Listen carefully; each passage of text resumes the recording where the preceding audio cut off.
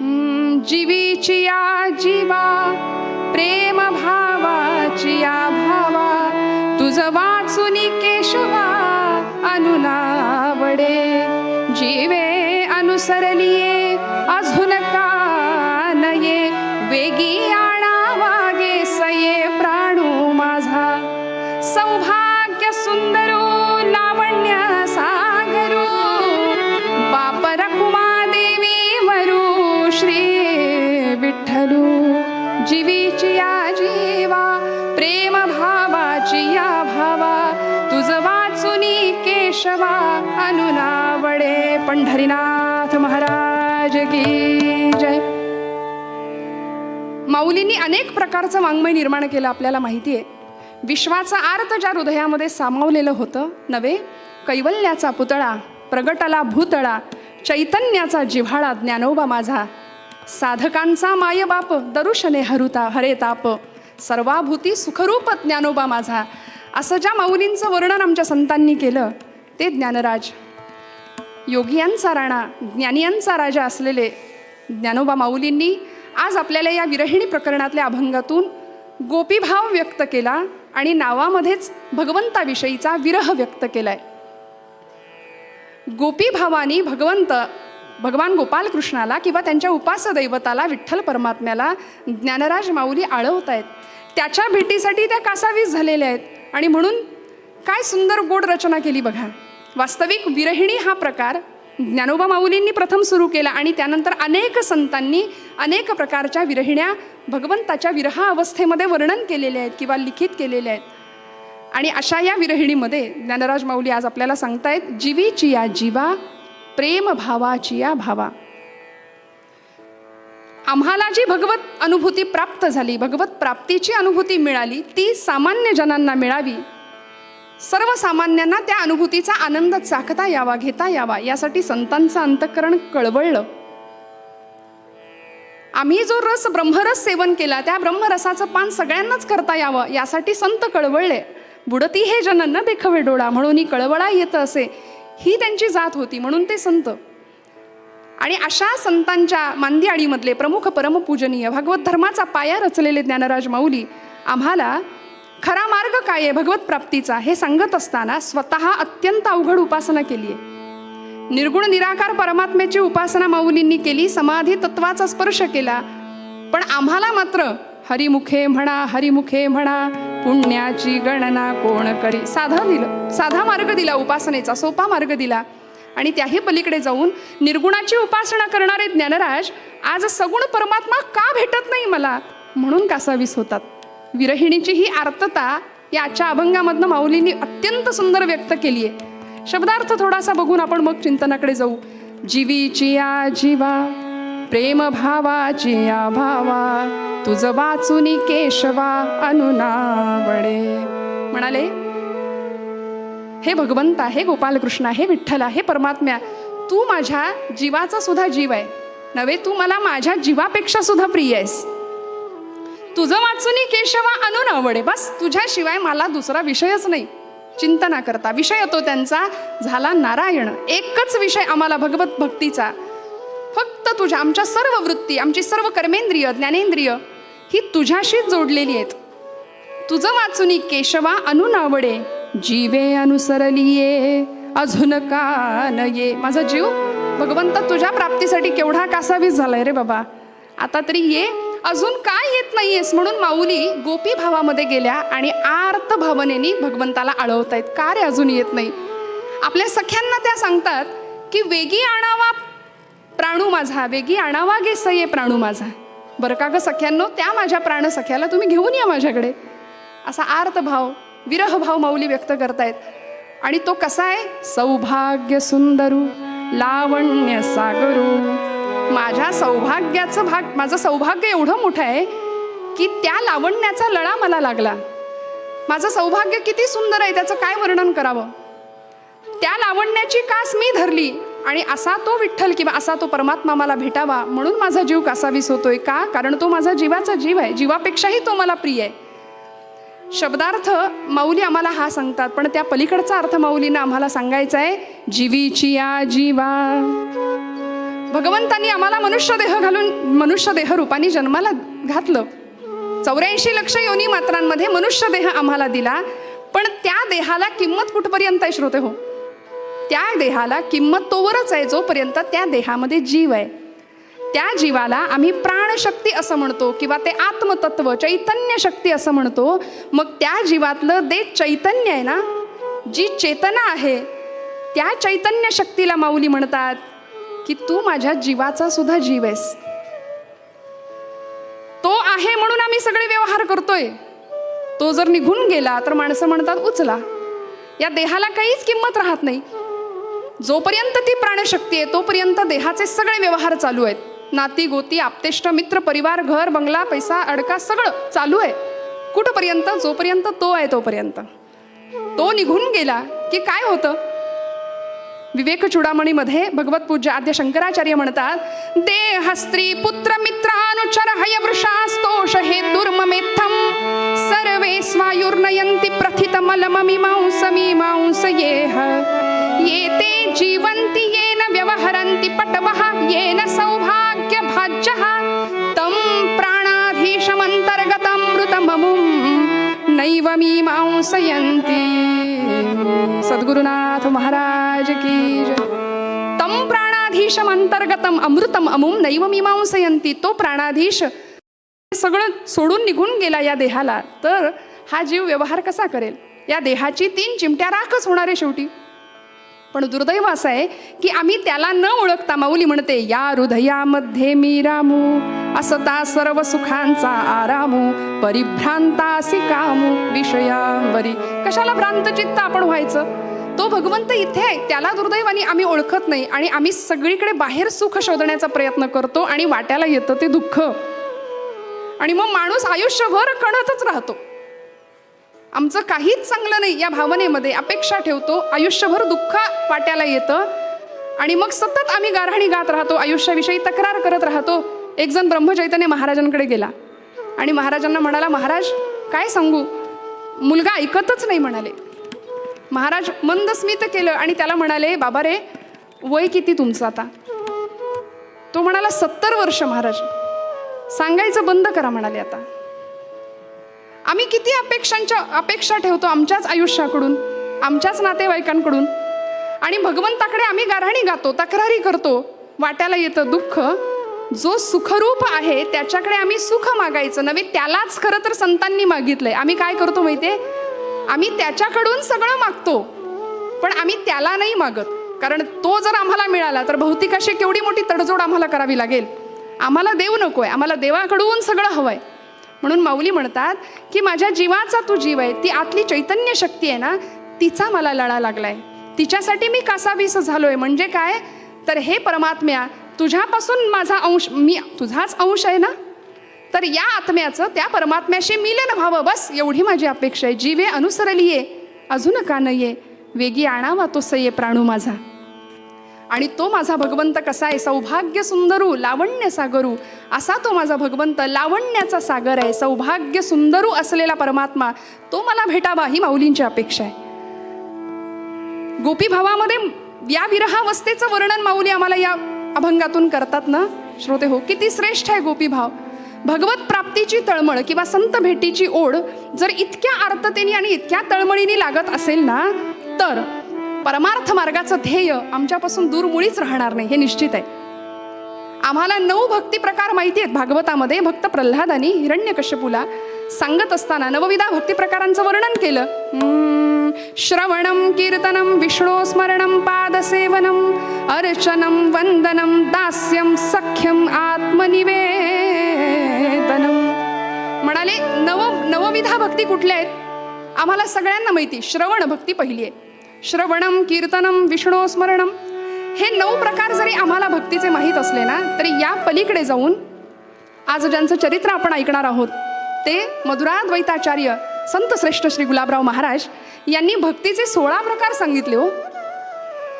भक्तीचे 9 प्रकार आम्हाला माहिती आहेत भागवतामध्ये, आम्हाला ते माहिती आहेत. पण भक्तीचे 16 प्रकार महाराज सांगत असताना या 9विधा भक्ती प्रकारातल्या प्रमुख पहिल्या 8 भक्ती म्हणजे श्रवणम, श्रवणम कीर्तनम विष्णू स्मरणम पादसेवनम अर्चनम वंदनम दास्यम सख्यम या 8 भक्ती या गौणी प्रकारामध्ये मोडतात. महाराजांनी त्याचे सुंदर विश्लेषण केलंय. गौणी भक्ती, मध्यमा भक्ती आणि पराभक्ती असं विश्लेषण महाराजांनी केलंय. या 9विधा भक्ती गौणी भक्तीमध्ये मोडतात. मग मध्यमा भक्तीमध्ये आत्मनिवेदन भक्तीचा समावेश महाराजांनी केला आहे की ज्या भक्तीमध्ये लालन भक्ती आणि वात्सल्य भक्तीचा समावेश आहे. भगवंताप्रतीचा वात्सल्य भाव जसा आमच्या यशोदा मैयाचा होता. तू माझा पुत्र आहेस, इतका सुंदर भाव होता यशोदा मातेचा भगवंताची भक्ती करताना. आणि माधुर्य भाव म्हणून जी पराभक्ती असा जो 3रा प्रकार महाराजांनी सांगितला त्याच्यामध्ये माधुर्य भक्तीचा समावेश गुलाबराव महाराजांनी केला. ज्या भक्तीमध्ये या सगळ्या भक्ती अनस्यूत आहेत, या सगळ्या भक्तींचा समावेश एका माधुर्य भावाच्या भक्तीमध्ये होतो. म्हणून माधुर्य भाव सर्वश्रेष्ठ का आहे हे सांगत असताना आपल्या अवताराचं प्रयोजनच गुलाबराव महाराज हे सांगत होते की जगामध्ये माधुर्य भावाची स्थापना करणं, माधुर्य भक्ती प्रतिष्ठित करणं याकरता मी आलोय. पण दुर्दैवाने आज आम्हाला असं वाटतं की बाकीच्या सगळ्या प्रकारांनी जर भगवंत प्राप्त होतोय तर मधुरा भक्तीची आवश्यकता काय आणि नेमकं काय आहे काय त्या मधुरा भक्तीमध्ये. कुणी केली हो ही मधुरा भक्ती? आमच्या संत श्रेष्ठ मीराबाई, आमचे चैतन्य महाप्रभू, नरसी मेहता, रामकृष्ण परमहंस, नवे ब्रह्मचैतन्य महाराजांचे गुरु तुकामाई. मधुरा भक्ती देहपुरुषाचा पण स्त्री भावाचा अंतःकरण, स्त्री भावाने भगवंताची पूजा करणं. मीराबाईचा भगवत भक्तिभाव एवढा विलक्षण होता, अत्युच्च अशी परमोच्च अवस्था होती. किती उत्कट भाव. मग अशा भक्ताला भगवंत काय करतो? गीतेचा 10वा अध्याय, तेषां सततयुक्तानां भजतां प्रीतिपूर्वकम. जो भक्त माझी अत्यंत प्रीतियुक्त उपासना करतो, जो मला सतत भजतोय, ददामि बुद्धियोगंतम येन मामुपयान्ति ते. भगवंत अशा भक्ताला आत्मज्ञानाची संपत्ती बहाल करतात. जीव ब्रह्मैक्याचा आत्मसाक्षात्कार ज्या भक्ताला अनुभवायला मिळाला त्या भक्तासाठी भगवंत काय करतो? माऊलींच्या या ज्ञानेश्वरीमध्ये माऊलींनी सुद्धा उल्लेख केलाय. अर्जुना गातो भक्तू तोची मुक्तू तोची योगू तो वल्लभामी कांतू ऐसे करे. तो वल्लभामी कांतू. भगवंत म्हणतात हे सगळं जग प्रकृती आहे आणि मी पुरुष आहे. सगळं जग स्त्री रूपाने नटलेलं आहे आणि म्हणून अशा भक्ताचा मी पती सुद्धा होतो. इतकं गोड नातं भगवंत अशा भक्तासोबत वर्णन करतात किंवा ते मांडतात. आणि या भक्ताच्या आणि भगवंताच्या नात्याला वेगळी उपमा देता येत नाही, त्या शब्दात वर्णन करता येत नाही. मीराबाई काय म्हणतात हो, काय भक्तीची अवस्था होती. ऐसी लागी लगन मीरा हो गई मगन, ऐसी लागी लगन मीरा हो गई मगन.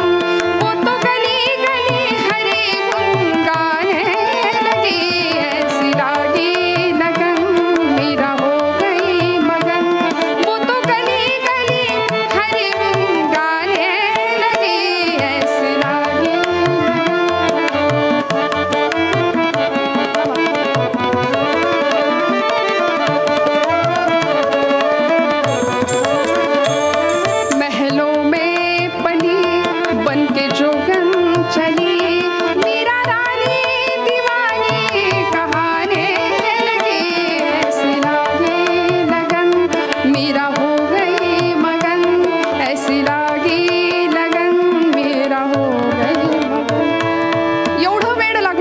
मीराबाईंना माधुर्य भावानी कृष्णाला पती स्वरूपामध्ये भजलं होतं, पूजा केली होती पती स्वरूपामध्ये. मेरे तो गिरीधर गोपाल दुसरा न कोई, हा मीराबाईंचा माधुर्य भाव होता. आम्ही फार तर हे गाणं म्हणू मेरे तो गिरीधर गोपाल, पण आमचं कसं आहे माहितीये, देवा जसा माझा मुलगा, जशी माझी पत्नी, जसं माझं घर संसार शेतीवाडी तसाच तूही माझाच. पण मीराबाई काय म्हणते, दुसरा न कोई. फार तर आम्ही हे गाणं आळू, पण अनुभवायचं मीराबाईंनीच. दुसरा न कोई आम्ही नाही म्हणू शकत, आम्ही पहिलीच ओळ म्हणू मेरे तो गिरीधर गोपाल. अशी अत्युच्च पराकोटीची भक्ती माधुर्य भावानी मीराबाईंनी केली. श्रोते हो, उद्धव गोपींचा संवाद भागवतामध्ये प्रसिद्ध आहे की ज्यावेळी या गोपींचा भाव किती विलक्षण होता भगवंताप्रतीचा. भगवंत गोकुळ सोडून मथुरेला आले आणि मथुरेमध्ये आपल्या त्या गवाक्षातून समोर पाहतायत गोकुळाची आठवण येते भगवंतांना.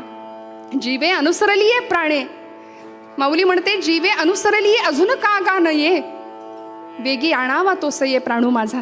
भगवंत सुद्धा भक्ताला भेटण्यासाठी किती व्याकुळ होतो, किती आर्त होतो. भगवंत त्या यमुनेच्या डोहाकडे पाहतायत आणि दूरवर काठाकडे लक्ष गेलं, पलीकडच्या तटावरून कुणी दिसेल का, माझ्या गोकुळातली एखादी गोपी दिसेल का, एखादं वासरू दिसेल का, एखादी हंबरणारी गाय दिसेल का. म्हणून भगवंतांच्या डोळ्यातनं अश्रुधारा वाहत आहेत. आणि अचानक भावावेगामध्ये भगवंत म्हणाले, पेंद्या पेंद्या चल चल, तुझी आई मला ओरडेल, माझी आई मला ओरडेल, घरी गेलं पाहिजे. आणि एका क्षणाला अक्षरशः भगवंत रडायला लागले, खळखळ डोळ्यातनं अश्रुधारा वाहत आहेत. काय होती ही अवस्था भगवंतांची. भगवंतांचा ज्ञानी असलेला सखा भक्त उद्धव धावत आले, भगवंतांना मिठीत घेतलं आणि म्हणाले, देवा अरे काय अवस्था ही तुझी, रडताय तुम्ही देवा. सगळ्याच्या पलीकडे असलेला पूर्ण पुरुष भगवंत तू, आणि तू रडतोस. एवढी त्या गोपींची आठवण तुला येते, त्या गोपी तुझ्या विरहामध्ये रडतात, तुझा विरह त्यांना होतो, एक एक क्षण कृष्ण कृष्ण कृष्ण करत राहतात.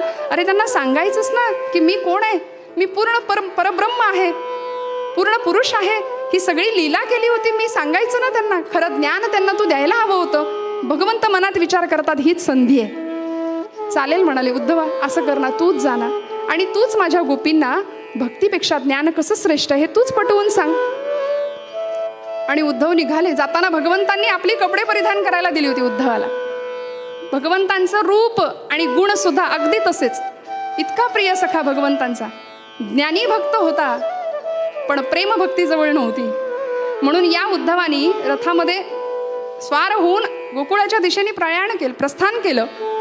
आणि गोकुळामध्ये आल्यानंतर समोरचं दृश्य पाहिलं मात्र सगळी गोकुळ नगरी गोकुळाच्या त्या मातीचा धुळीचा कण कण कृष्ण कृष्ण जय कृष्ण कृष्ण जय कृष्ण कृष्ण जय कृष्ण कृष्ण जय कृष्ण कृष्ण जय कृष्ण कृष्ण कृष्ण जय कृष्ण. गोकुळामध्ये प्रवेश केल्याबरोबर सगळं कृष्णमय झालेलं वातावरण, धुळीचा कण कण कृष्ण कृष्ण कृष्ण नाद ऐकू येत होता कानावरती. वेड्यासारख्या गोपी इकडे तिकडे धावत होत्या. काय होतं हे प्रेम. यशोदा मातेकडे पाहिलं उद्धवानी, वेडीपशी झालेली यशोदा माता यमुनेच्या दिशेने धावतीये, माझा कृष्ण आहे का, माझा कृष्ण आलाय का. उद्धवाला पाहिलं, धावत आली. नंदबाबा सामोरे आले. नंदबाबांची काया कृष्ण झालेली, क्षीण झालेलं शरीर. पण उद्धवांनी हे भक्ती प्रेम पाहिल्याबरोबर उद्धव नंदबाबांना आणि यशोदा मातेला सांगतायत की काय कृष्ण कृष्ण करत बसलात, अहो तो गेला, त्याची ती लीला होती, त्याची लीला होती. त्यांनी सगुण रूपामध्ये येऊन तुमच्यासाठी या सगळ्या चेष्टा केल्या, या लीला केल्या, पण वास्तविक ते परब्रह्म आहे. तो तुमचा पुत्र नाही, तो तुमचा सखा नाही, कुणीच नाहीये, तो या सगळ्याच्या पलीकडचा आहे. नंदबाबा हसले उद्धवाकडे बघून, म्हणाले, आम्हाला वाटलं तू समजदार आहे, तू ज्ञानी आहेस, तुला कळतं फार, असं आम्हाला वाटत होतं म्हणाले. पण उद्धवा ठीक आहे, आम्ही चुकलो, तू असं म्हणतोस ना की आम्ही चुकलोय, पण मला सांग, भगवंत कधी चुकतो का रे. परब्रह्म कधी चुकू शकतं. जर तो परब्रह्म आहे असं तुम्ही म्हणता तर परब्रह्म कधी चुकेल. उद्धव म्हणाले, नाही नाही, भगवंत कधीच चुकू शकत नाही. हो ना, मग आता ऐक, 1001 नाही 1000 वेळा आई बाबा म्हणून त्यांनी आम्हाला हाका मारल्यात. देव म्हणावा असा एकही गुण आम्हाला त्याच्यात दिसला नाही, कारण तो उत्तम चोऱ्या करायचा, खोटं बोलायचा. आणि तो कसा परब्रह्म, तो आमचा पुत्र नाही, तुम्ही असे कसं म्हणता. नाही समजूत घालता आली उद्धवांना. पुन्हा बाहेर गोपींच्याकडे गेले आणि गोपींकडे गेल्यानंतर काय अवस्था आहे. गोपींचा तो भाव पाहिला मात्र डोळ्यातनं घळघळ अश्रुधारा वाहतायत कृष्णाच्या विरहामध्ये, आठवणीमध्ये. उद्धवांनी गोपींना समजावण्याचा प्रयत्न करावा की बाई ग, हे सोडा सगळं, आता रडणं थांबवा, खरं ज्ञान काय आहे हे समजून घ्या. हा कृष्ण म्हणजे साक्षात परब्रह्म आहे आणि त्याच्या भक्तीमध्ये एवढ्या वेड्यापिशा झाल्यात, खरं ज्ञान तुम्ही करून घ्या. तेव्हा गोपी म्हणाले, त्याने काय होईल आम्हाला सांगा. उद्धव म्हणाले, त्यानं काय होईल, स्वर्ग सुखाचा लाभ तुम्हाला प्राप्त होईल, तुम्ही स्वर्ग सुखाला पात्र व्हाल. गोपी म्हणाल्या, एवढंच ना, तर असं स्वर्ग सुख आम्ही नाकारतो जिथे आम्हाला कृष्णाचं चिंतन करता येत नाही, किंवा जिथे आम्हाला कृष्णाच्या विरहाचं सुख अनुभवता येत नाही, ते स्वर्ग सुख सुद्धा आम्ही नाकारतो. म्हणाले, नको आम्हाला ते स्वर्ग सुख. का, कारण श्याम तन श्याम मन श्याम ही हमारो धन, आठो याम उधोजी हमें श्याम से ही काम है. श्याम मती श्याम गति श्याम ही है प्राणपति.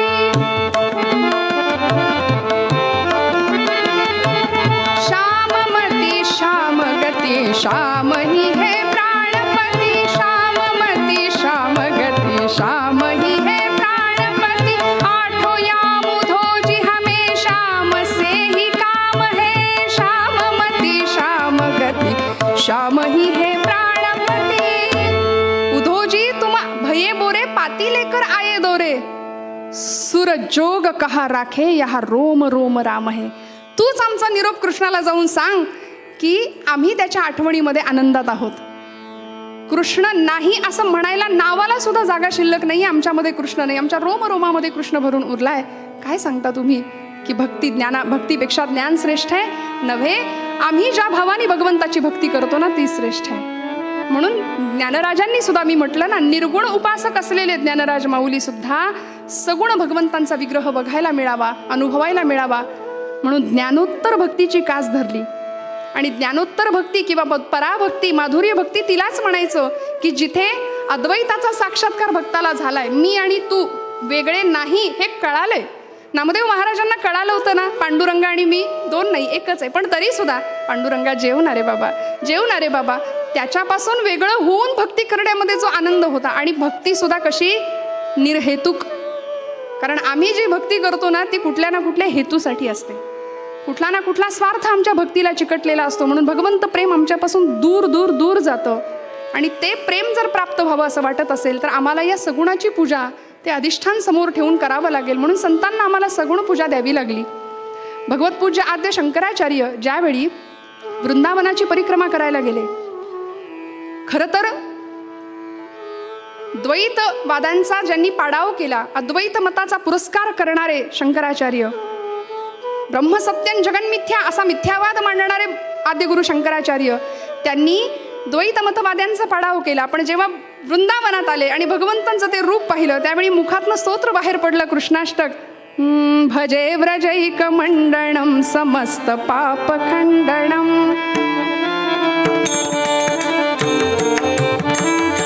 भजे व्रजैक मंडणम समस्त पाप खंडणम स्वभक्त चित्तरंजनम सदैव नंदनंदनम. भजे व्रजैक मंडणम समस्त पाप खंडणम स्वभक्त चित्तरंजनम सदैव नंदनंदन.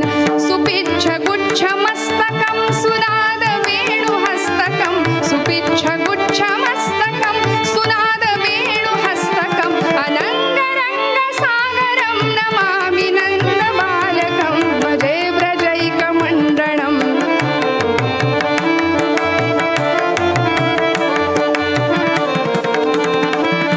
मनोज गर्व मोचनम विशाल लोललोचनम विधूत गोपशोचनम नमामि पद्मलोचनम. काय वर्णन केलं?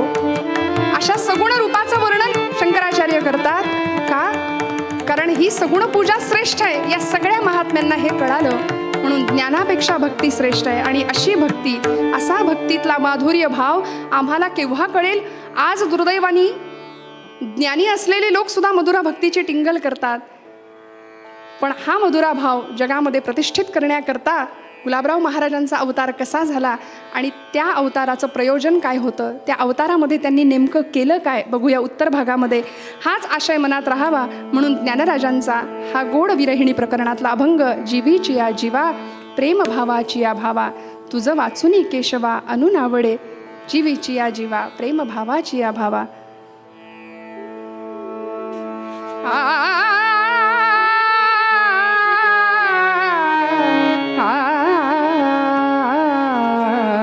जीवीची या जीवा प्रेम भावाची या भावा. जीवीची या जीवा. जीवीची या जीवा प्रेम भावाची या भावा. जीवीची या जीवा.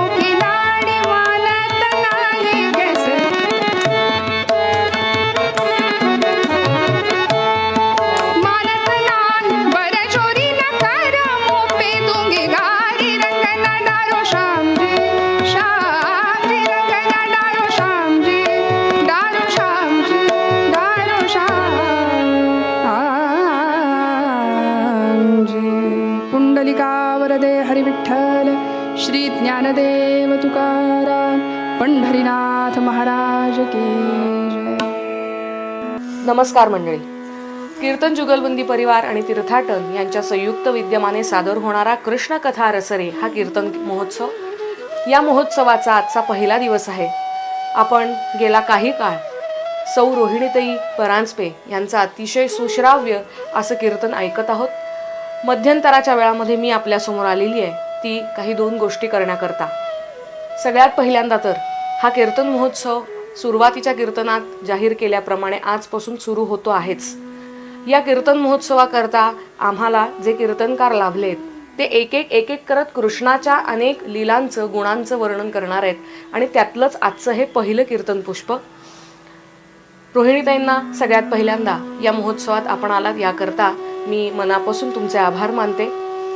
मंडळी, हा सर्व कीर्तन महोत्सव आपल्या पुढे सादर होत असताना आम्हाला जर काही आर्थिक मदत करण्याची आपल्याला इच्छा असेल तर अर्थातच आपण ती करू शकता.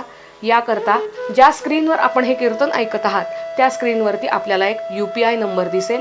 त्या नंबरवरून आम्ही आपली आर्थिक मदत स्वीकारू शकतो. आपण नक्कीच याचा विचार करावा.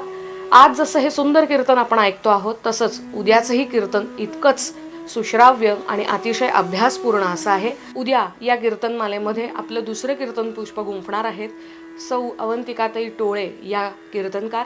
उद्याचंही कीर्तन आजच्या सारखंच अतिशय अभ्यासपूर्ण आणि सुश्राव्य असं आहे. आपण ते नक्की ऐका. आपल्याबरोबर इतरांनाही ते ऐकण्याकरता प्रवृत्त करा. पुणे दर्पण न्यूज चॅनलच्या YouTube, Facebook आणि वेबपेजच्या माध्यमातून. धन्यवाद.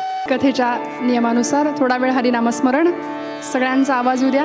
या डिजिटल व्यासपीठावरून आपली ही कीर्तन सेवा सुरू आहे.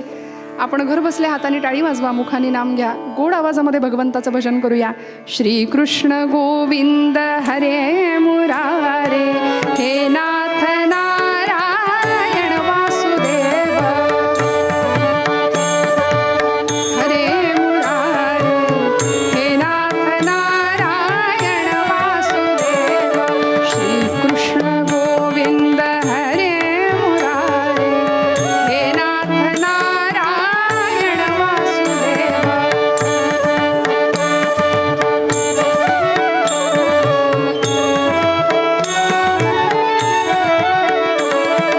हे नाथ नारायण वासुदेव, हे नाथ नारायण वासुदेव, हे नाथ नारायण वासुदेव.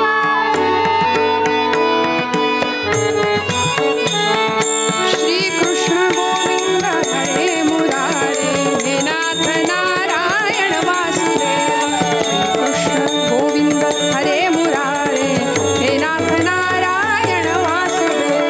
हे नाथ नारायण वासुदेव, हे नाथ नारायण वासुदेव, हे नाथ नारायण वासुदेव. श्री कृष्ण गोविंद हरे मुरारे, हे नाथ नारायण वासुदेव. श्री कृष्ण गोविंद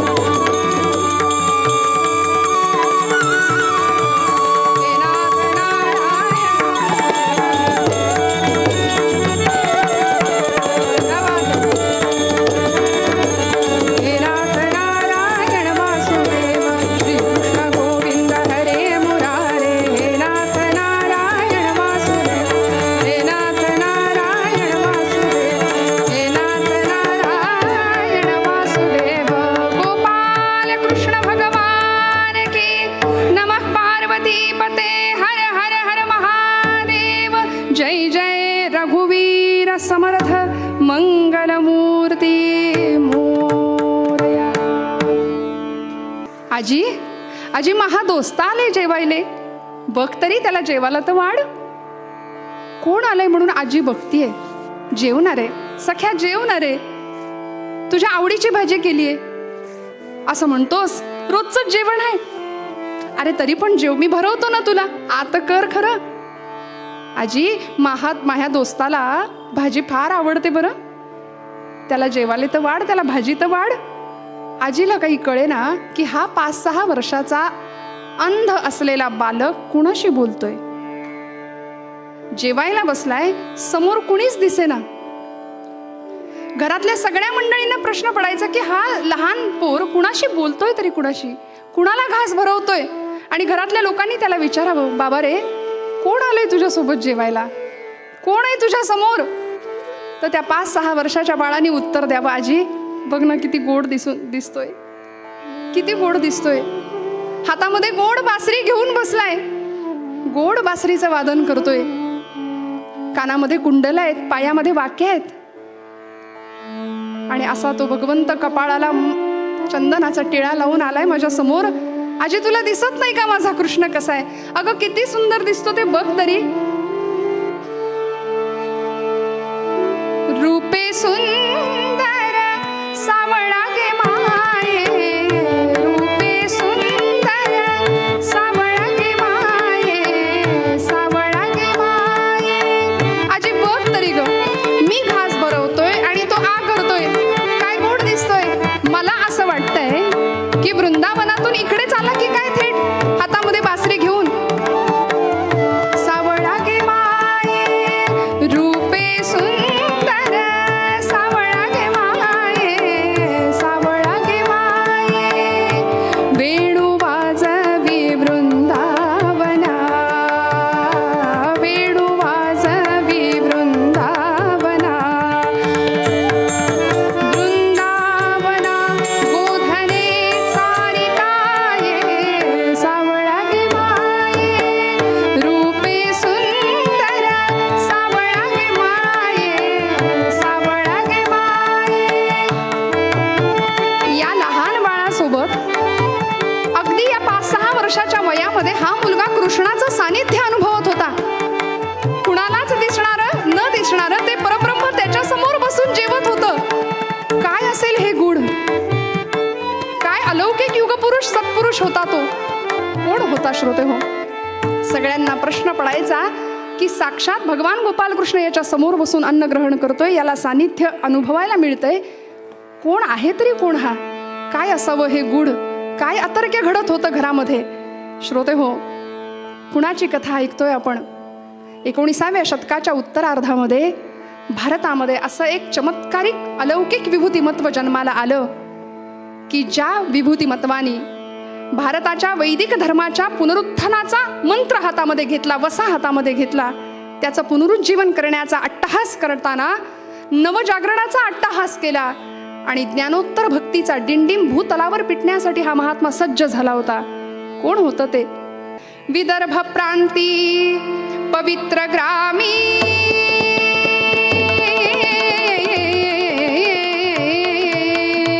विदर्भ प्रांती पवित्र ग्रामी, नाम असे माधान. विदर्भ प्रांती पवित्र ग्राम, नाम असे माधान, नाम असे माधान. विदर्भ प्रांती पवित्र ग्रामी, नाम असे माधान. तिथे जन्मला प्रज्ञाचक्षु, तिथे जन्मला प्रज्ञाचक्षु, तिथे जन्मला प्रज्ञाचक्षु, तिथे जन्मला प्रज्ञाचक्षु. युग संजीवनी धान, राम साधुजी, राम राजा राम कहोजी. आणि असा तो युगपुरुष मधुराद्वैताचार्य प्रज्ञाचक्षु संत श्रेष्ठ श्री गुलाबराव महाराज या नावाने विदर्भातल्या पयोषणी नदीच्या काठी वसणारं माधान नावाचं गाव आणि त्या गावातले पाटील घराणं, की जे घराणं आतिथ्यशील होतं, धर्मशील होतं, धर्मपरायण होतं. घरामध्ये शिवपूजा आणि विष्णुपूजा, हरिहरोपासना एकत्रच होत होती. आणि अशा कुळामध्ये शुद्ध बीजापोटी फळे रसाळ गोमटी या न्यायाने जन्म झाला. आषाढ शुद्ध द्वादशीचा दिवस 1881 साल, अगदी अलीकडचे संत श्रोते हो. जन्म झाला या बाळाचा. वडील गोंदोजी पाटील आणि आईचं नाव आलोकाबाई. अशा दिव्य दाम्पत्याच्या पोटी जन्म झाला आणि माधानकरांना अक्षरशः आनंदाची दिवाळी अनुभवायला मिळाली.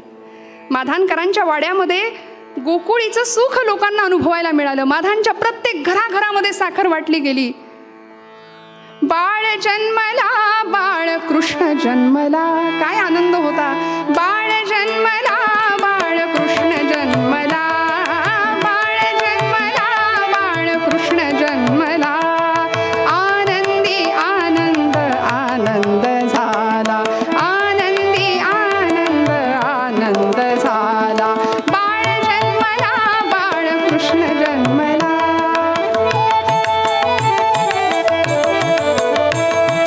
आषाढी शुद्ध मास ग्रीष्म हसवितो धरेस, आषाढी शुद्ध मास ग्रीष्म हसवितो. पावन करण्या जगा गुलाब बहरला, पावन करण्या जगा गुलाब बहरला. बाळ जन्मला, बाळ कृष्ण जन्मला, बाळ जन्मला, बाळ कृष्ण जन्मला. आनंदी आनंद आनंद झाला, आनंदी आनंद आनंद झाला. अवर्णनीय अवीट गोडीचा आनंद माधानकरांनी अनुभवला. हा बाळ दिसामासाने लहानाचा मोठा होतोय. लहानपणीच्या सगळ्या लीला लोकांना बघायला मिळायच्या. गोकुळीचं सुख पाटलांच्या वाड्यामध्ये अनुभवायला येत होतं. सावळा वर्ण, अत्यंत तेजस्वी अशी नजर होती बरं. कुरळे केस, तेजपुंज चेहरा. आलोकाबाई तासन तास आपल्या या बाळाकडे टक लावून बघत बसायच्या. हळूहळू घरभर रांगायला लागला. बाळकृष्णाच्या कथा ऐकायला लागला. नवे कथेमध्ये जाऊन नाचायला सुद्धा लागला. कथेमध्ये डोलायला लागला. कुठे कुणाचं श्रवण चालू असेल, निरूपण चालू असेल, कृष्ण कथा चालू असेल, रामकथा चालू असेल, तर हा बाळ धावत जाऊन तिथे बसायचा. दिसामासाने हा मुलगा लहानाचा मोठा होतोय. गुलाब असं पाळण्यातलं नामकरण केलं होतं. गुल्ल्या म्हणायचे लाडाने. 5-6 वर्षाचा हा पोर ज्यावेळी धावत सुटायचं ना, त्यावेळी आजी म्हणायची, अरे गुल्या, डोळ्याला दिसत नाही, पडशील ना रे. का हो, असं काय घडलं होतं मध्यंतरीच्या काळामध्ये? डोळ्याला दिसत नाही, पडशील, असं ज्यावेळी घरातले माणसं त्यांची काळजी घेत होते, काय घडलं काय होतं? 9 महिन्याचा हा जेव्हा बाळ झाला होता ना, त्यावेळी बाळाचे डोळे आल्याचं निमित्त झालं आणि गावठी वैद्यांचा उपचार केला आणि त्यामुळे चुकीच्या उपचारांमुळे कायमचं अंधत्व वाट्याला आलं. महापुरुषांच्या आयुष्यामध्ये एका पाठोपाठ एक अडचणी उभ्या ठाकल्या श्रोते हो. दग्धम दग्धम पुनरपी पुनः कांचनम पीतवर्णम. सोनं तापवून भट्टीमध्ये सुलाखून बाहेर निघतं तेव्हा त्याची झळाळी जास्त वाढते ना. नियतीनं नवाच खेळ महाराजांच्या आयुष्यामध्ये लहानपणापासूनच मांडायला सुरुवात केली. अगदी 9व्या महिन्यामध्ये अंधत्व आलं. तेजस्वी नजर होती, पण ती कायमची गेली. दृष्टी निघून गेली, बाह्यतः गेली. बरं, बाह्यतः हा शब्द मुद्दाम वापरते, कारण अंतःचक्षुंनी, प्रज्ञाचक्षुंनी सगळं जग हा मुलगा पाहत होता. त्यामुळं कुणावरही अवलंबून नव्हता, कधीच नाही. कधीच कुणाच्या आधाराने जीवन पुढचं जगला नाही. आणि असं करता करता 4 वर्षाचं वय झालं आणि 4थ्या वर्षी मातृछत्र हरपलं. आई निघून गेली.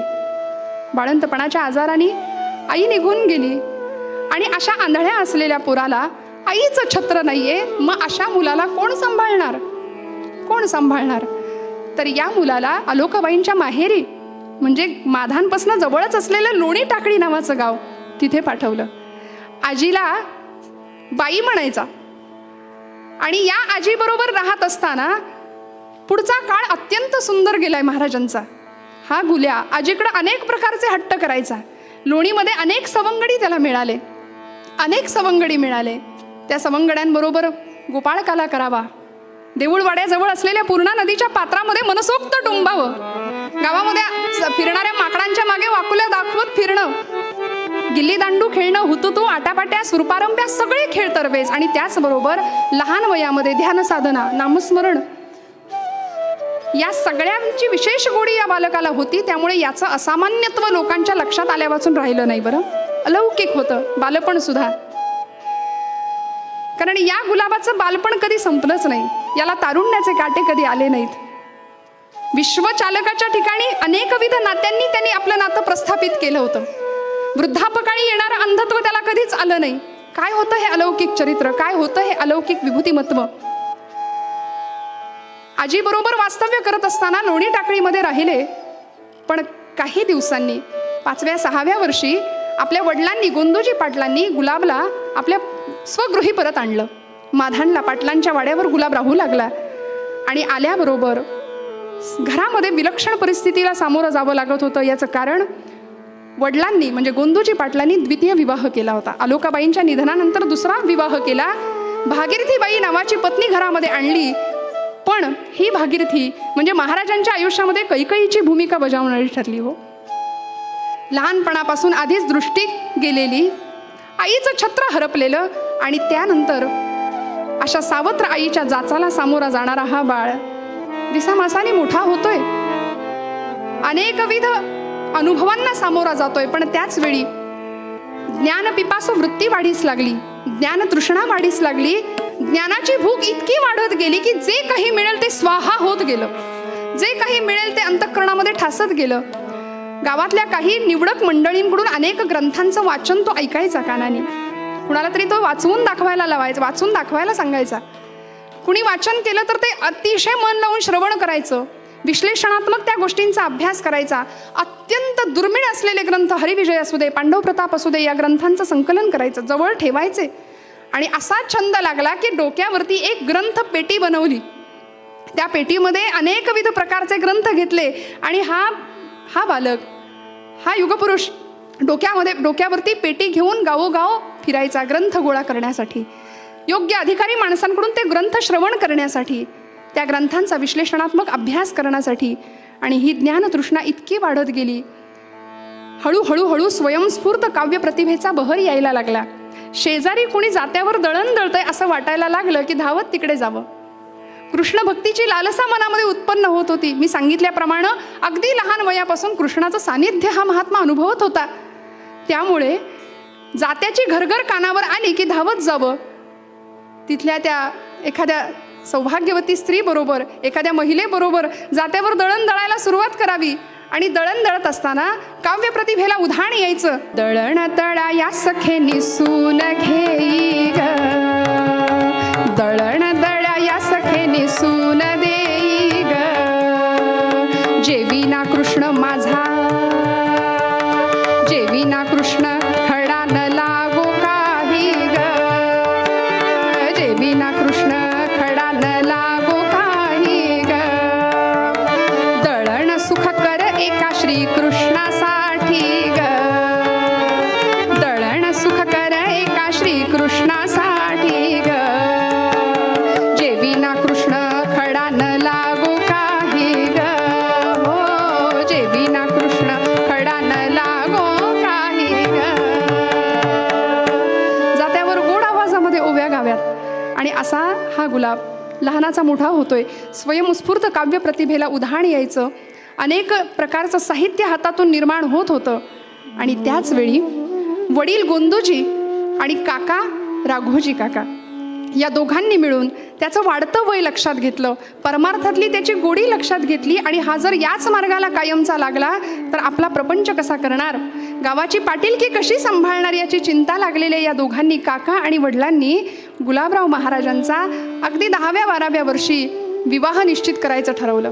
वधू संशोधनाचं काम सुरू झालं आणि माधानपासून जवळ असलेल्या आखातवाडा नावाच्या गावाला जीवन, या सगळ्या जीवनाची मालकी त्याच्याकडे सोपवावी लागते, तेव्हा दास होता येतं. म्हणून मारुतीरायांचं नाम आम्ही मोठं का घेतो, दास म्हटलं की मारुतीराय आम्हाला आठवतात. याचं कारण स्वतःचं असं मारुतीरायांनी अस्तित्व ठेवलंच नव्हतं, ते पूर्णपणे रामरूप झाले होते ना. म्हणून तो दास, जगी धन्य तो दास सर्वोत्तमाचा समर्थ सुद्धा म्हणतात. आणि अशा हरीच्या दासांना भगवंता द्यायचं असेल तर एक दे, आकल्प आयुष्य व्हावे तया कुळा, माझी या सकळा हरीची या दासा. अभंगाचं दुसरं चरण आहे, कल्पनेची बाधा नहू कोणे काळी, ही संत मंडळी सुखी असो. शब्द वापरला कल्पनेची बाधा. सर्वसामान्य माणसाचा गुणधर्म आहे, स्वभाव आहे की माणूस कल्पना विश्वामध्ये खूप रमतो. असं झालं तर, तसं झालं तर, मग हे करू मग ते करू, अशी आम्ही स्वप्न खूप बघतो म्हणाले. APJ अब्दुल कलाम त्यांचं वाक्य आहे, म्हणाले स्वप्न बघा. भारतातल्या तरुणाईला तर त्यांनी संदेश दिला, स्वप्न बघा, स्वप्न बघा, कारण स्वप्न विचारात येतात आणि ते विचार आम्हाला कृती करायला भाग पडतं. त्यामुळे अशी स्वप्न बघावीत. पण ही स्वप्न आम्हाला आमच्या जीवनाला योग्य दिशा देणारी असली पाहिजेत. म्हणून नामदेव महाराज म्हणतात की कल्पना विश्वामध्ये रमणं धोक्याचं आहे. याच अर्थाने मनामध्ये संशय असता कामा नये. कारण गीतेमध्ये गोपालकृष्ण सांगतात, संशयात्मा विनश्यती. तो स्वतःही सुखी होत नाही आणि जगालाही सुख लागू देत नाही. मी आणि माझं ही जी बाधा आम्हाला जडली आहे, संशय पिशाचाचा संसर्ग आम्हाला लागलाय ना, तो नामदेव महाराज म्हणतात तो हरीच्या भक्तांना, तो संतांना, तो विष्णू भक्तांना लागता कामा नये. तो संसर्ग विष्णूच्या भक्तांना लागू देऊ नको देवा. तो संपर्क तुझ्या भक्तांना लागू देऊ नको. इतकी तुला काळजी घ्यावी लागेल. कल्पनेची बाधा न हो कोणे काळी, ही संत मंडळी सुखी असो.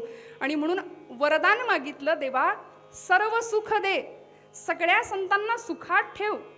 वास्तविक सुखाची संकल्पना संतांची आणि आमची यामध्ये खूप फरक आहे बरं. आमचं सुख आमच्या सुखापुरतं असतं. घरामध्ये वस्तू वस्तू वस्तू वस्तू इतक्या वस्तू झाल्यात की माणूसच एक वस्तू होऊन गेलाय. माणसातला माणूस आम्हाला दिसेना, दगडातला आणि पाषाणातला देव कुठून दिसणार, ही परिस्थिती भयानक आत्ताची होऊन बसली आहे. म्हणून श्रोते हो, नामदेवांना हा अंदाज आहे की ही जर हरीची कुळं, हे हरिदास, हे विष्णू भक्त, हे विष्णुदास, हे संत, या लोकांना जर कल्पनेची बाधा झाली तर केवळ त्यांचंच नाही, अवघ्या समाजाचं नुकसान आहे. कारण शेषाने पृथ्वी जर डोक्यावर घेतली असेल तर संतांच्यामुळे ती पृथ्वी स्थिर आहे असं मी म्हणेन. संतांच्यामुळे समाज स्थिर आहे असं मी म्हणेन. समाजाला सन्मार्गदर्शन, पथप्रदर्शन करण्याचं काम करणारे संत, या संतांना सुखात ठेवलं पाहिजे. आणि ते सुख कुठलं आहे हो? सर्व सुखाचे आगर बाप रखुमा देवी वारा, सर्व सुखाचे आगर बाप रखुमा देवी वारा, सर्व सुखाचे आगर बाप रखुमा देवी वारा.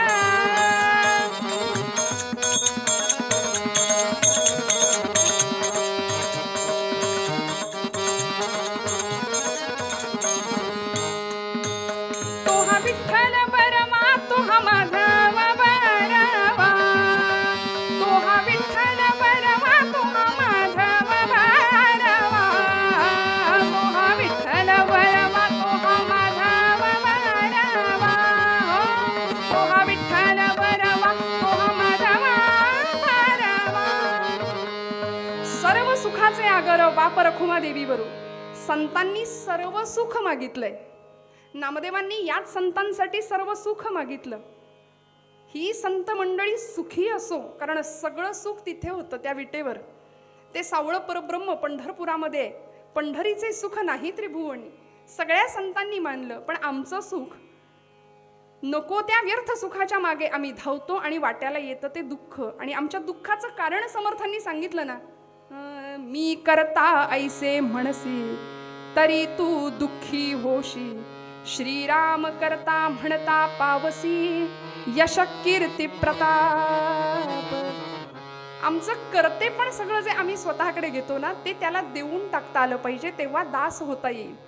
म्हणून महाराज ब्रह्मचैतन्य महाराजांचं सुपरिचित प्रसिद्ध वाक्य आहे ना, महाराज म्हणायचे भगवंताला सर्वस्व देता आलं पाहिजे. सर्व नाही दिलं तरी चालेल, पण स्व देता आला पाहिजे.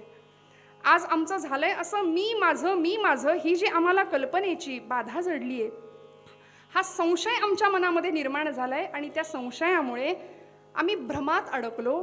आणि भ्रमात जर आमची बुद्धी अडकली असेल तर आम्हाला अंधत्व यायला वेळ नाही लागत. आणि मग अंध माणसासमोर परमेश्वर जरी चतुर्भुज रूपामध्ये उभा ठाकला तरी त्याचा काही उपयोग नाही, त्याला तो दिसणारच नाहीये. त्यामुळे नामदेव महाराज म्हणतात की माझ्या या संत भक्तांना, हरिभक्तांना कल्पनेची बाधा होऊ देऊ नकोस. माझं करता करता सर्वस्व असलेला पांडुरंग परमात्मा याचा विसर पडू देऊ नकोस. आणि मग या मनाची चंचलता किंवा हे मन अशा पद्धतीने जर भरकटत गेलं, संभ्रांत अवस्थेमध्ये गेलं, तर पुढची पायरी, पुढचा धोका आहे, पुढची रिस्क आहे. नामदेव महाराजांना सांगावं लागलं पांडुरंगाला की भगवंता, एकदा मनाला कल्पनेची बाधा जडली की पुढे त्याला अहंकार व्हायला वेळ नाही लागत. म्हणून आता जबाबदारी देवा तू घे. अहंकाराचा वारा न लागो राजसा, माझ्या विष्णुदासा भाविकासी. अहंकाराचा स्पर्शही होता कामा नये. कुणाला? विष्णुदासांना. कारण नामदेव महाराज जाणून होते अज्ञानी माणसाला अहंकार होण्याची शक्यताच नाही. अहंकार होतो तो ज्ञानी माणसालाच. म्हणून नवल अहंकाराची गोठी, विशेषे नलगे अज्ञाना पाठी, सज्ञानाचे झोंबे कंठी, नाना संकटी नाचवी. नवल अहंकाराची गोठी माझी माऊली म्हणते. अहंकार कुणाला होतो? ज्ञानी माणसालाच होतो, अज्ञानी माणसाला होत नाही. आणि म्हणून ही जी ज्ञानी मंडळी आहेत यांना अहंकार होऊ नये याची जबाबदारी तू घे. समर्थ रामदास स्वामी म्हणतात, जेणे मक्षिका भक्षिली जाणीवेची, तया भोजनाची रुची प्राप्त कैची, अहम भाव ज्या मानसीचा विरेना, तया ज्ञान हे अन्न पोटी जिरेना. जय जय रघुवीर समर्थ. सुग्रास पदार्थांचं भोजन स्वीकारलं आणि अचानक मनामध्ये कल्पना आली, जाणीव आली की बहुतेक एक माशी गेलीये पोटात. खाल्लेलं सगळं उलटून पडायला वेळ नाही लागत. तसं अज्ञानी माणसाला अहंकार होऊ शकत नाही, ज्ञानी माणसाला अहंकार होतो. म्हणून नामदेव महाराज म्हणतात, अहंकाराचा वारा न लागो राजसा, माझ्या विष्णुदासा भाविकासी. आणि शेवटी मग सर्वसमावेशक उदात्त मागणं मागितलं. देवा यांच्यासाठी दिलंस रे, आता नामा म्हणे तया असावे कल्याण. एक काम कर ना देवा, सगळ्यांचंच कल्याण कर. कारण आईचा कळवळा होता, माऊलीचं अंतःकरण होतं. सगळ्यांचंच कल्याण कर, पण कुणाचं? ज्याच्या मुखामध्ये तुझं नाम आहे, ज्या मुखी निधान पांडुरंग, ज्याच्या आयुष्याचं निधान, ज्याच्या आयुष्याचं ध्येय गंतव्य फक्त आणि फक्त तू आहेस ना, त्यांचं सगळ्यांचं कल्याण कर. पण श्रोते हो, अलीकडे आम्हाला सगळं आठवतं पण तो आठवत नाहीये. निधान आयुष्याचं ते असलं पाहिजे अशी अपेक्षा संतांची आहे. सध्या सेल्फीचं युग आहे ना. लोकांनी आम्हाला चांगलं म्हणावं ही अपेक्षाच नाही, आपणच आपल्याला चांगलं म्हणायचं सारखं. त्यामुळे या सगळ्यामध्ये आम्ही इतके अडकलो आहोत, माणूस माणसापासून दूर जातोय. कोरोनाच्या आपत्तीमुळे तर अजूनच ते अंतर वाढलं, भावनिक वाढलं, शारीरिक वाढलं, मानसिक वाढलं. संतांनी संवेदनशीलतेने जगाकडे यासाठी पाहिलं की माणसातलं देवत्व त्यांना जागं करायचं होतं. आणि म्हणून ती संवेदनशीलतेची भाषा जगाला कळावी. सगळे भरीचे भक्त गुण्यागोविंदांनी राहावेत, समाज पुढे सरकावा ही अपेक्षा होती संतांची. आज आम्ही शब्दांमध्ये पूर्वीच्या काळी चिन्हांची भाषा असायची, आता पुन्हा आम्ही उलटे चाललोत. कारण फेसबुक अकाउंट प्रत्येकाचं आहे, व्हॉट्सॲपवर प्रत्येकजण चॅटिंग करतो. नको त्या गोष्टींचा धुमाकूळ आज फेसबुकवर सुटलाय, आपण पाहतो. नको ती थिल्लर चॅलेंजेस आम्ही स्वीकारतोय. खरं चॅलेंज आम्हाला समर्थांनी शिकवलं, जगाचा तो भार आपुल्या शिरावर ऐसे थोडे तर वाटो द्या हो. हे चॅलेंज घ्या, संतांनी सांगितलं आम्हाला. पण आम्ही नको त्या गोष्टींमध्ये, आजूबाजूला इतकं मृत्यूचं भीषण तांडव सुरू असताना सुद्धा ती थिल्लर गोष्टींमध्ये गुंतून राहतो. याचा संतांना खेद वाटतो श्रोते हो. पांडुरंगाला कळवळून आर्जव करतात की बाबा रे, या सगळ्यांचं कल्याण कर, यांना बुद्धी दे, या सगळ्यांचं कल्याण कर, ज्या मुखी निधान पांडुरंग. मी म्हटलं आपण चिन्हात बोलायला लागलो, भाषा गेली. बघा ना व्हॉट्सॲपला ओके, आता तो ओके पण नाही, आता नुसता के. एकच गुच्छ, श्रद्धांजलीलाही तोच, वाढदिवसालाही तोच.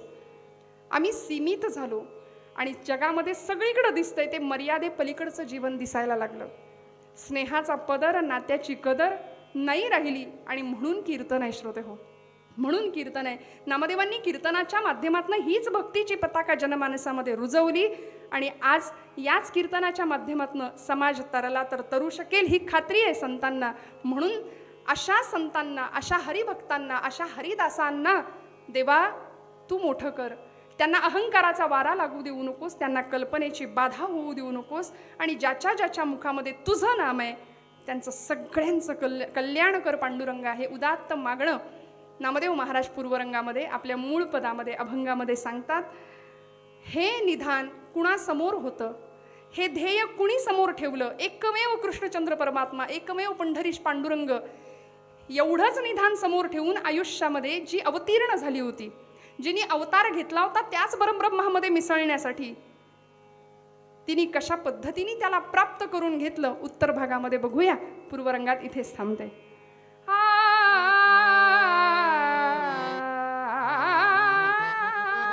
घेणं देवाणघेवाण होते, पण मुलगी म्हटलं की फक्त समर्पण आहे, फक्त त्याग आहे.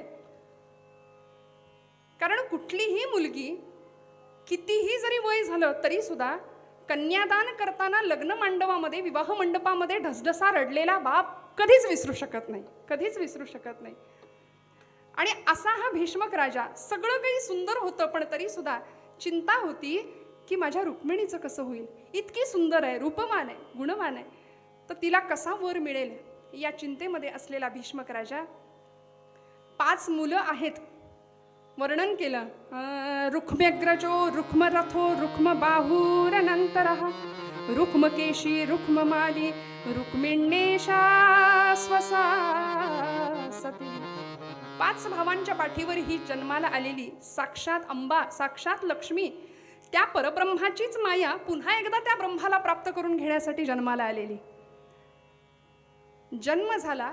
या 5 भावांमधले जे कनिष्ठ भाऊ होते ते अत्यंत सदाचारी होते, नम्र होते, विनयशील होते, पण ज्येष्ठ होता तो युवराज होता हो. त्यामुळे सत्ता हातात आली, युवराज पदाची खुर्ची होती, त्यामुळे थोडासा अहंकारी.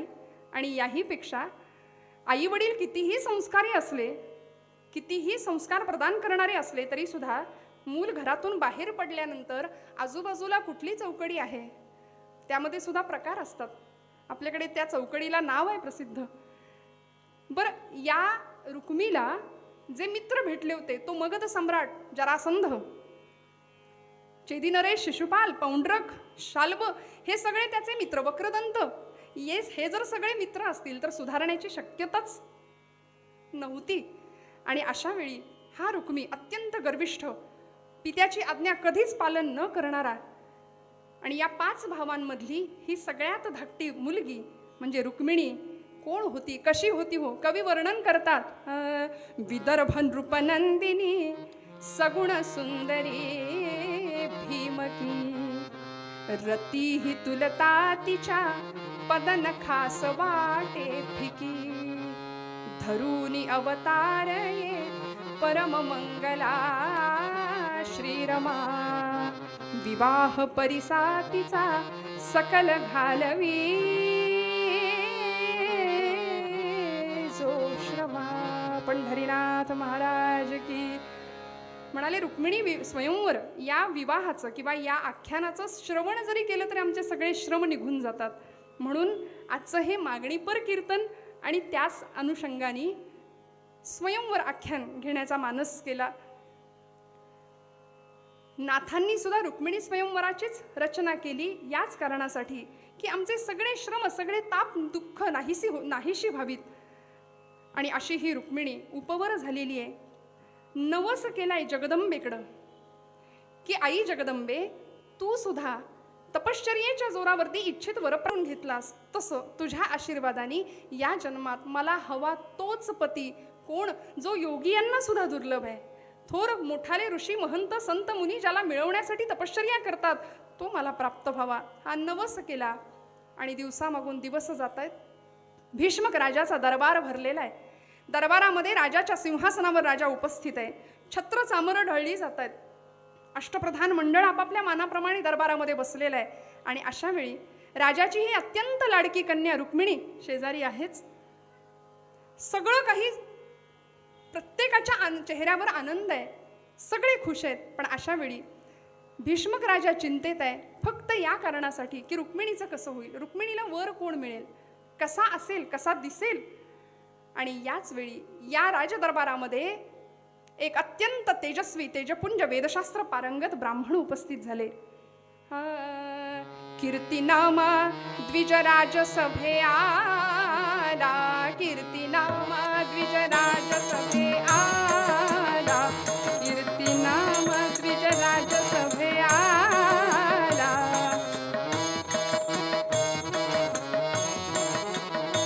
विनय भावे स्तुती करुनी तोषवेला, विनय भावे स्तुती करुनी तोषवेला.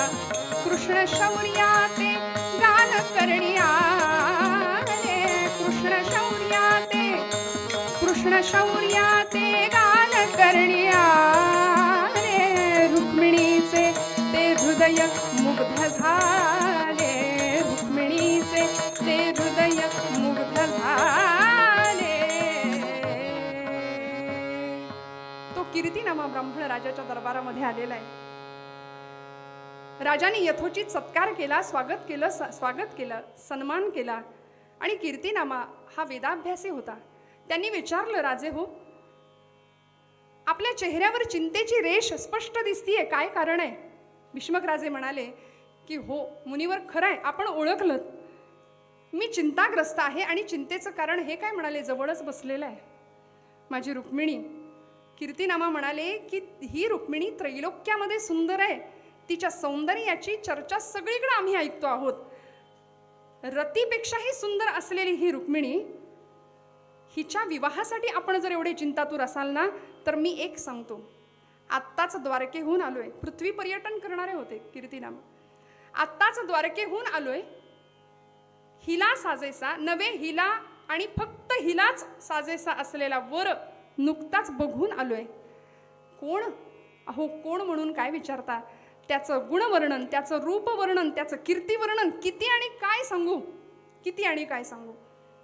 द्वारकेचा राणा, द्वारकाधीश, त्रिभुवनाचं कैवल्य सम्राज्ञ असलेला द्वारकाधीश भगवान गोपाल कृष्ण, आणि तोच वर म्हणून तुमच्या रुक्मिणीसाठी योग्य आहे. आत्ता त्याचंच दर्शन घेऊन येतो आहे. आणि म्हणून तो कसा आहे हे सांगता सांगता कीर्तिनामांनी आपली वाणी, त्या वाणीचा रसकल्लोळ सुरू झाला आणि बोलायला लागले. कसं वर्णन आहे त्या कृष्णाचं. श्रोते हो, अनेक संतांनी तो कृष्ण आपल्या शब्दात बांधण्याचा प्रयत्न केला, पण तो नाही बांधता आला. अनेकांनी आपल्या काव्यात त्याला बांधण्याचा प्रयत्न केला, आपल्या शब्दांमध्ये बांधलं, पण याही पलीकडचा असा तो. नाथांचे कृष्णस्तुतीपरचे कितीतरी अभंग आहेत. नाथ महाराज म्हणतात, चंद्राहुनी शीतल, रविहुनी सोज्वळ, चंद्राहुनी शीतल, रविहुनी सोज्वळ, चंद्राहुनी शीतळ, रविहुनी सोज्वळ, तेणे मजा केवळ वेधियले, चंद्राहुनी चंद्राहुनी शीतळ.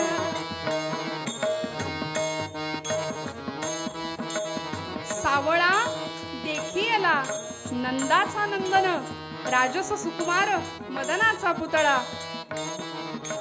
किती किती वर्णन करावं संतांनी. आमच्या कराडचे विठोबांना दफ्तरदार नारदीय कीर्तनाला कटाव नावाचं वृत्त ज्यांनी दिलं, वर्णन केलं, काय भगवंत आहे. श्रवणी मनोहर मकर कुंडले, फुल्लगल्ल कर्णात दीर्घ सुप्रसन्न लोचन, इंदु बदन तिल पुष्प नासिका, कुंदरदन हनु अधर बिंबगत हास्य मंद मंद, हास्य मंद मंद. हरी हा आनंदाचा कंद, आनंदाचा कंद, हरी हा भक्त सखा गोविंद. सजल नीरद श्याम तनू नवरत्न खचित संवर्ण, मुकुट शिरपेच दुरावर कलगी विराजित, कुटिलालक निटिलासी कस्तुरी, तिलक केशरी गंधा, तिलक केशरी गंधा. हरी हा आनंदाचा कंद, आनंदाचा कंद, हरी हा भक्त सखा गोविंद. आनंदाचा कंद, हरी हा भक्त सखा गोविंद. गोपाल कृष्ण भगवान की. भगवंतांचं वर्णन सुरू आहे. दरबारातला प्रत्येक जण मंत्रमुग्ध होऊन गेलाय. कीर्तिनामा भक्ती उद्रेक झाला होता, आवेगात बोलत होते, सगळ्या रसांचा कल्लोळ होत होता. आणि अशा वेळी प्रत्येकाच्या डोळ्यातनं कधी अश्रुधारा व्हायला लागल्या कळलं नाही. रुक्मिणी, तिच्या तर हृदयामध्ये साक्षात कृष्णमूर्त प्रकट झाली, भक्तिप्रेमाचा उद्रेक झाला आणि काही क्षणातच रुक्मिणी मूर्छित झाली. तिची बाह्यस्फूर्ती मावळून गेली, मूर्छित झाली आणि धरणीवर कोसळली. दासी धावल्या, राजकुमारीला रुक्मिणीला धरलं, तोंडावर पाणी मारलं. कुणी वारा घालते. राणी शुद्धमती आली. आपल्या लेकीची दृष्ट तर लागली नसेल ना म्हणून दृष्ट काढली. आणि या प्रसंगामध्ये हे वर्णन ऐकून, त्याच्या गुणांचं, त्याच्या कीर्तीचं, त्याच्या शौर्याचं, त्याच्या रूपाचं वर्णन ऐकून जर रुक्मिणीची ही अवस्था झाली असेल, तर आता मात्र हीच रुक्मिणी कृष्णालाच द्यायची. हा निर्णय दोघांचाही, राजा राणीचा पक्का झाला. सर्व दरबारचा हा निर्णय पक्का झाला. राजा तर म्हणत होता की कन्यादानासारखं दुसरं पुण्य नाही. कन्यादान आपल्याकडून घडतंय आणि तेही दान जर कृष्ण परमात्म्याला घडत असेल तर आपलं पुण्य त्रैलोक्यात सामावणार नाही. त्यामुळे आता हा निर्णय पक्का झाला आणि सगळीकडे कृष्ण आणि रुक्मिणीच्या विवाहाची चर्चा सुरू झाली. पण जसं विवेकापुढे गर्व आणि मद आड येतात, सद्बुद्धीपुढे काम आणि क्रोध आड येतात, तसं रुक्मिणी आणि भगवान गोपालकृष्ण यांच्या विवाहापुढे रुक्मी आड आलाय. दरबारामध्ये ऐकलं मात्र की रुक्मिणी कृष्णाला द्यायची असा संतापून चवताळून उभा राहिला आणि राजाला सांगतो, राजे काय ऐकतोय मी? आपण छत्र चामर मंडित राजे आहात, क्षत्रिय कुलावतंस आहात, आणि काय शोधून शोधून जावई शोधला हो? तो गवळी, तो कृष्ण. अहो त्याच्या जन्मपत्रिकेचा पत्ता नाही, त्याच्या कुळाचा पत्ता नाही, त्याच्या गोत्राचा पत्ता नाही. काल यवनाला पाहून जो युद्धभूमीतून पळ काढतो तो कसला वीर हो? कसलं गुणवर्णन ऐकता आणि कुणाला देता? आपली रुक्मिणी. रुक्मीची कृष्ण निंदा अशा पद्धतीची चालू झाली. रुक्मी सांगतोय कसा आहे तो कृष्ण? अहो ऐकलंय त्याच्याबद्दल कधी? मी सांगतो, कृष्ण कुलहीन तो दुग्ध दही चोरी, कृष्ण कुलहीन तो दुग्ध दही चोरी, कृष्ण कुलहीन तो दुग्ध दही चोरी.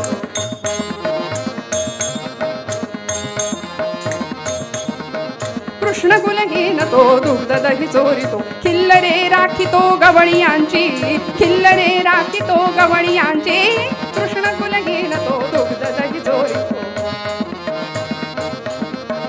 नंद वसुदेव हे जनक असते तया, नंद वसुदेव हे जनक असते तया, मारिली पूतना नारी असुनी, मारिली पूतना नारी असुनी, कृष्ण कुलहीन तो दुग्ध दही चोरितो, कृष्ण कुल कृष्ण कुल कृष्ण कुल. अहो दूध दही चोरणारा, गोपींची वस्त्र चोरणारा, वस्त्र पळवणारा नव्हे. याला पिता सुद्धा दोन, माता सुद्धा दोन. कोण म्हणतं नंदाचा, कोण म्हणतं वसुदेवाचा. आणि पुतनेसारख्या स्त्रीला मारणारा हा कसला हो पराक्रमी? हा कसला पराक्रमी? रुक्मीचं हे ऐकलं. भीष्मक राजा रुक्मीला सांगत होते, रुक्मी अरे वेड्या, तुझ्या बुद्धीची कीव करावीशी वाटतीये मला. धन्य आहे म्हणाले तुझी बुद्धी. वेड्या, रत्नाची पारख करायला रत्न पारखीच लागतो. तुझ्यासारख्या मूढाला आणि मूर्खाला ते कळणार नाही. पण तरी सुद्धा भीष्मक राजाच्या समोर रुक्मी हट्टाला पेटला होता की कुठल्याही परिस्थितीमध्ये रुक्मिणीला कृष्णाला देणार नाही. मी चेदी नरेश असलेला माझा मित्र शिशुपाल याची निवड केली आहे रुक्मिणीसाठी. भीष्मक राजा म्हणाले, तूही काय निवडून निवडून शोधून शोधून अगदी दिवटा शोधून काढलायस? शिशुपालाला देणार रुक्मिणीला? अरे वेड्या, कृष्णासारखा शौर्य, गुण आणि सगळ्याच बाबतीमध्ये पराक्रमी असलेला, सर्व गुण संपन्न असलेला पुरुषोत्तम जगात नाही. वेड्या, सगळ्या जगाचा सखा असलेला तो कृष्ण, त्याला डावलून हा असला सखा आणतो समोर. शिशुपालाला देईन म्हणतोस रुक्मिणीला. पण रुक्मीच्या हट्टासमोर भीष्मक राजाचं काहीच चाललं नाही. भानावर आलेल्या रुक्मिणीला शेवटी भीष्मक जाऊन भेटले आणि भीष्मक राजांनी सांगितलं, रुक्मिणी वेडे, कृष्णावर तुझं मन जडले हे आम्ही जाणतोय. आमची ही तीच इच्छा आहे की कृष्ण परमात्मा जर आम्हाला जावई मिळाला तर आमचं भाग्य त्रैलोक्यात दुसरं असू शकत नाही.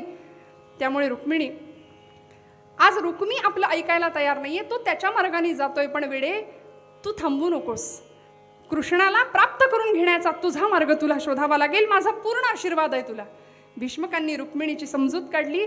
पण रुक्मिणीला ज्यावेळी कळालं की शिशुपालाशी आपला विवाह व्हावा या तयारीमध्ये दुर्योधन आहे, विवाहाची जय्यत तयारी सुरू आहे, त्यामुळे रुक्मिणी प्रचंड व्याकुळ झाली आहे, आर्त झाली आहे की भगवंताशीच आपला विवाह व्हावा. कारण त्यासाठीच तर हा सगळा घाट घातला होता. त्यासाठी अवतीर्ण झाले रुक्मिणी स्वरूपामध्ये त्या परब्रह्माला प्राप्त करून घेण्यासाठी. आणि तो जर मिळणार नसेल तर या देहाचा किंवा या अवताराचा उपयोग काय? म्हणून व्याकुळ झालीये. सगळ्या सख्यांना विचारतीये, काय झालं? आत्ता वर्णन ऐकत होते त्यांचं, त्यांच्याशीच माझा विवाह होणार ना. दासी सख्या म्हणतायत, राजकुमारी तुमचा विवाह त्याच्याशी होणार होता, पण आता शिशुपालाशी विवाह निश्चित झालाय म्हटल्यानंतर रुक्मिणीची अवस्था फार विलक्षण आर्त झाली. व्याकुळ स्वरामध्ये कृष्णाची विनवणी करतीये. आणि काय अवस्था आहे?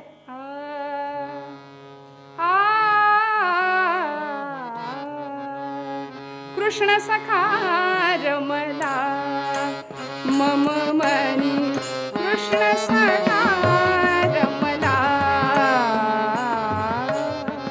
कृष्ण सखा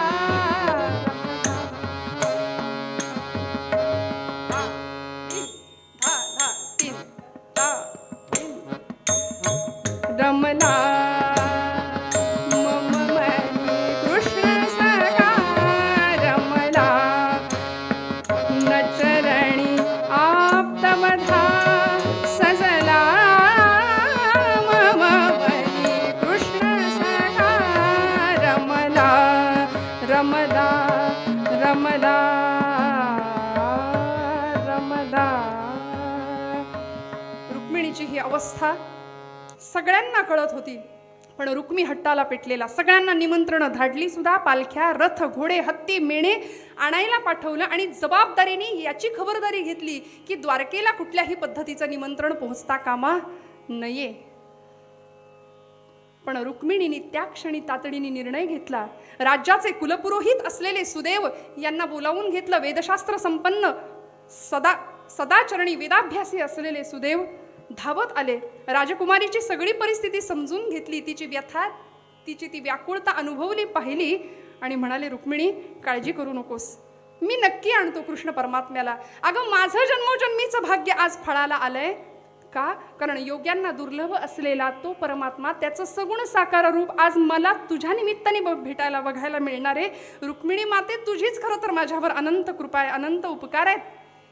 मी खात्री देतो, मी आत्ता जातो आणि भगवान गोपालकृष्णांना घेऊन येतो. अगं गजेंद्राने हाक मारली, गजेंद्रासारख्या पशुनी हाक मारली तर त्यांनी उडी घालायला वेळ नाही लावला.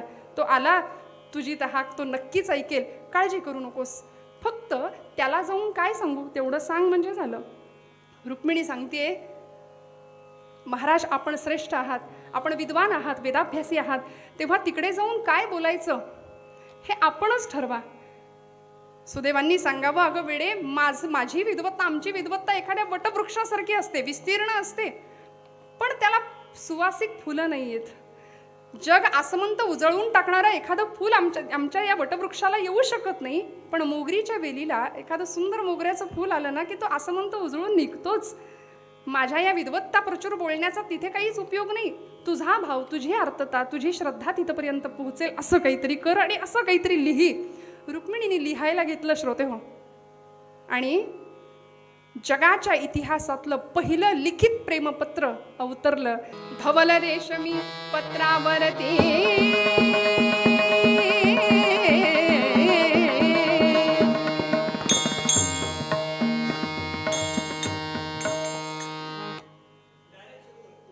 हा नको उठाव नको. धवल रेशमी पत्रावरती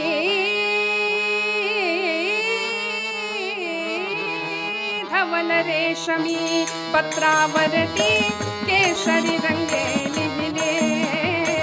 धवल रेशमी पट्टावरती केशरी रंगे लिहिले. अशा परी विश्वातील पहिले प्रेमपत्र अवतरले. रामा साधुजी रामा राजा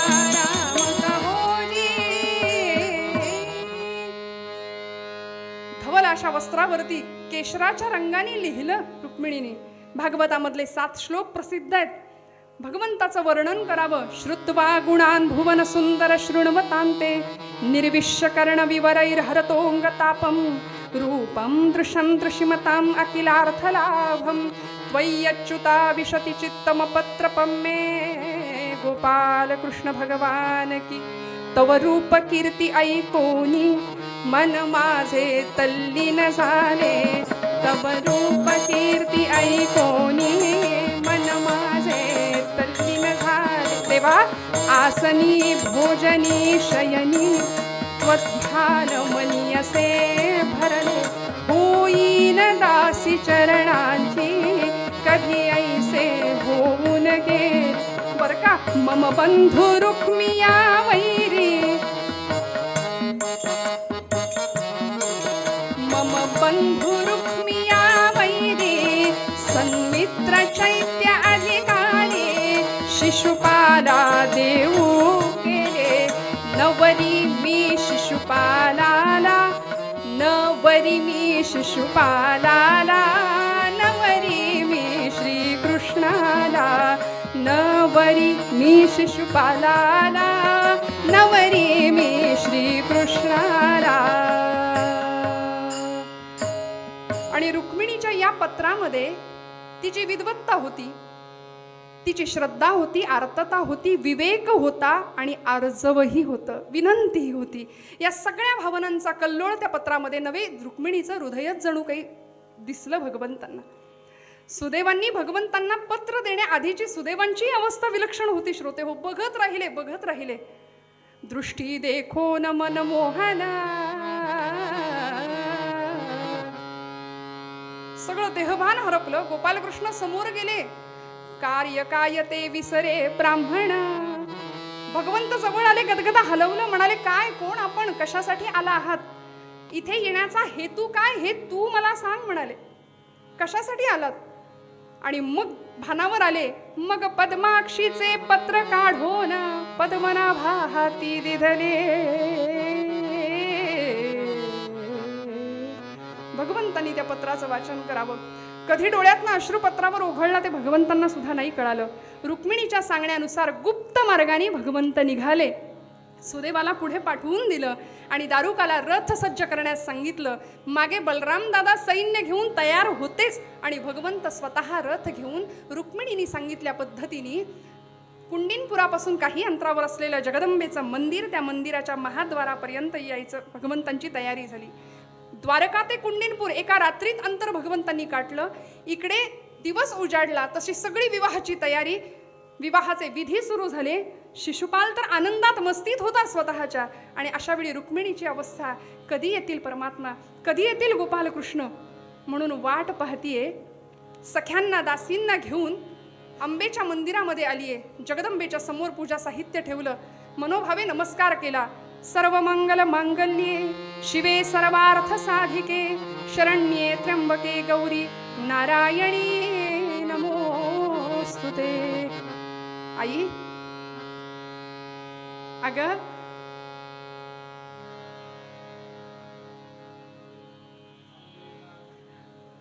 अंबेला नमुनी म्हणे कन्येला प्रसवतात ज्या माता, त्या लटिक्या तुझी खरी कृष्णाची तुझ योग्य होईल ज्या माता. तोच तुझ्यासाठी जावई म्हणून योग्य आहे बरं. आई कृपा कर म्हणून नमस्कार करावा. चरणांवर मस्तक टेकलं आणि जगदंबेच्या गळ्यातली नीलकमळांची माळा रुक्मिणीच्या गळ्यामध्ये येऊन पडली. शुभशकून मिळाला. निश्चित झाला संकल्प की आता हीच माळ कृष्णांच्या गळ्यामध्ये घालणार.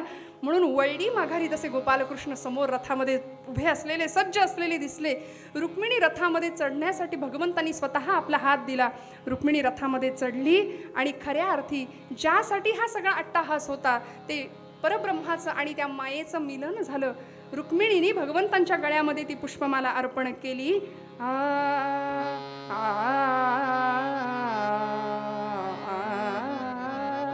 हंसे मुक्तानेली.